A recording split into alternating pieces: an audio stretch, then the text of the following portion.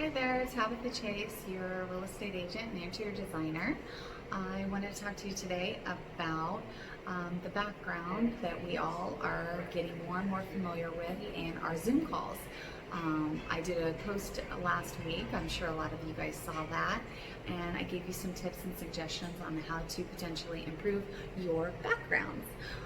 So I wanted to just elaborate and give you a little bit more insight and detail on how you can think about what your background looks like when you're taking videos and doing conference calls and such at home. So a couple of my suggestions were to make sure that if you have a window in the room, that it is like facing towards you. If you have the opportunity to put some extra lighting, make sure that it's in front of you, so it's giving you the best light.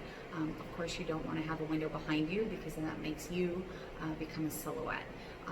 And then another thing is going to be thinking about making sure that your background isn't too cluttered. So like you can see in my background, obviously I don't have a lot of stuff happening behind me because I don't want to have everybody distracted by what's going on around me, or if there's lots of pictures and photos and words. That can be very distracting, especially when you're having a conference and you're having one-on-one talks. So things to think about is making sure that it's clean, simple, and decluttered, but there's a little bit of personality and style back there. You also don't want it to just be like a blank wall. So if you do have a blank wall and that is the most well-lit area, think about maybe putting a couple pieces of art or a bookcase or something like that in the background so that you have just a little bit back there. The other thing is you can think about adding maybe a plant or some hanging plants. Even a mirror might be nice, but you don't want it to be too large of a mirror so that you have something kind of reflecting in there that can be also very distracting, especially if people are walking by or there's a lot of light reflecting off the mirror. You don't want to have that kind of thing happening.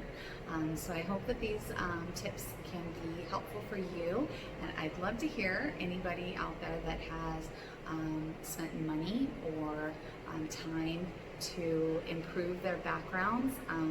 I would love for you to share with us what you've done, just so that we can see all the fun new things everybody's getting out there and doing for their homes. If you need any help or some pointers on your background, feel free to message me with a picture of your space, and I'd be happy to give you some tips and suggestions. Thanks so much.